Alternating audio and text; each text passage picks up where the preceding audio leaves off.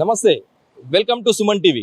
నిజామాబాద్ జిల్లా మాక్లూర్ మండలంలో ఘోర రోడ్డు ప్రమాదం సంభవించింది. నిన్న ఉదయం ద్విచక్ర వాహనం అదుపు తప్పి ఇద్దరు అక్కడికక్కడే చనిపోగా ఒకరికి తీవ్ర గాయాలయ్యాయి. వివరాల్లోకి వెళ్తే నందిపేట మండలం తల్వేద గ్రామానికి చెందిన నీరడి చింటూ ఇటీవలే కమ్మర్పల్లి మండలం అసకుత్తూరుకు చెందిన పూజితతో 10 నెలల కిందట వివాహం జరిగింది. ఆమె ఎంబీగా పూర్తి చేయడంతో హైదరాబాద్ లో ఇంటర్వ్యూ నిమిత్తం నిన్న ఉదయాన్నే 5 గంటలకి రైలు మార్గాన వెళ్ళడానికి నిశ్చయించుకున్నారు. రైల్వే స్టేషన్ లో డ్రాప్ చేయడానికి భర్త నీరడి చింటూ అలాగే నీరడి చింటూ వాళ్ళ తండ్రి నారాయణను ముగ్గురు కలిసి ద్విచక్ర వాహనంపై వెళ్తుండగా మార్గ మధ్యలో దాస్ నగర్ దగ్గర ఈ ప్రమాదం సంభవించింది.